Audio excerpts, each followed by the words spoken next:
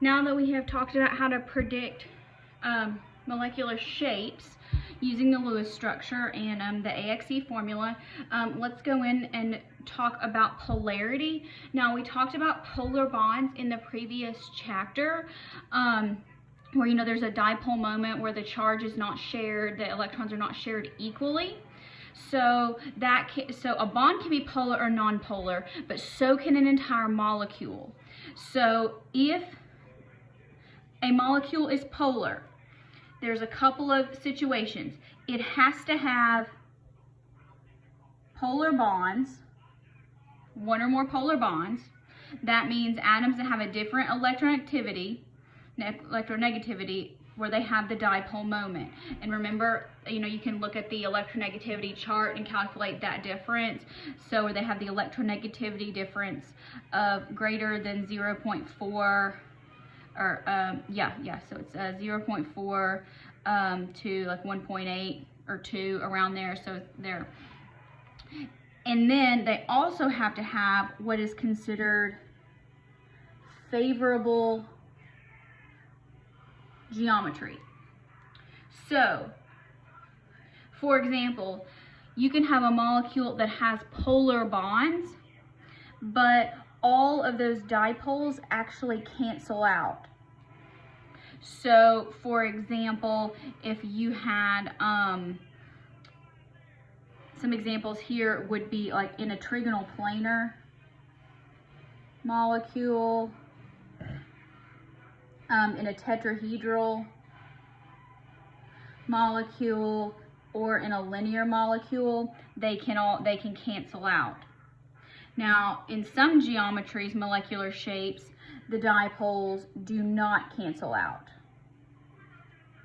And that would be, so what this means is if you have all polar bonds, like a carbon fluorine bond or something. So if you had like CF4, so it looked like this.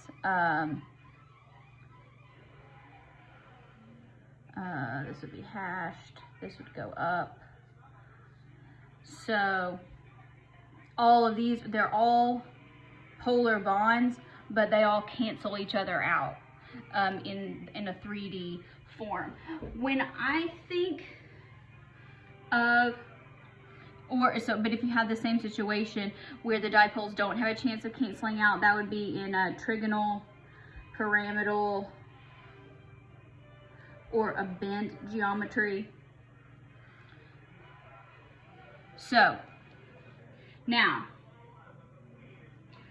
how do we decide if a molecule is polar? Well, first you have to draw the Lewis structure correctly.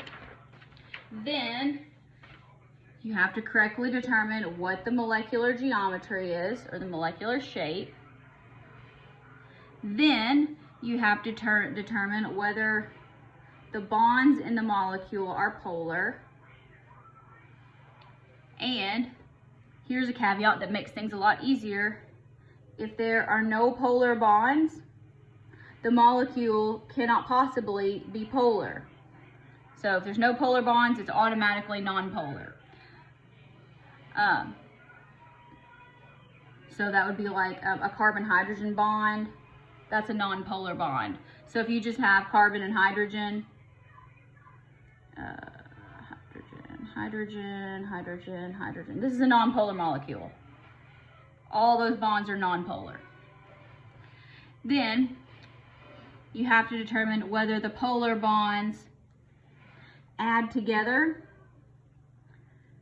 to give a net molecular dipole moment.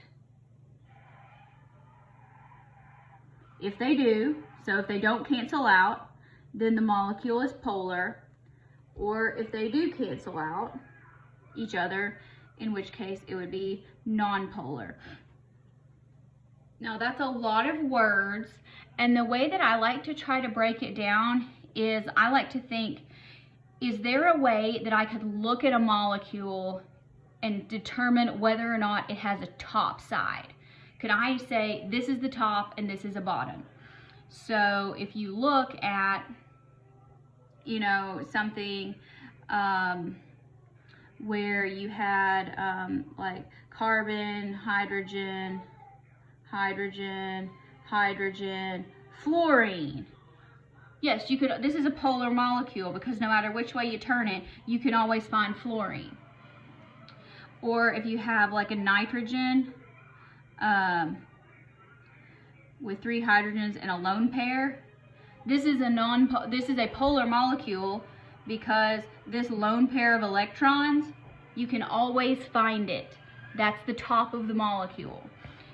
Top is relative, but it makes more sense to me to think about, could I orient this molecule to where there's a top and a bottom? If I turn it, can I still find the top or the bottom? That's what tends to help me out. Practicing with some models generally helps with this as well.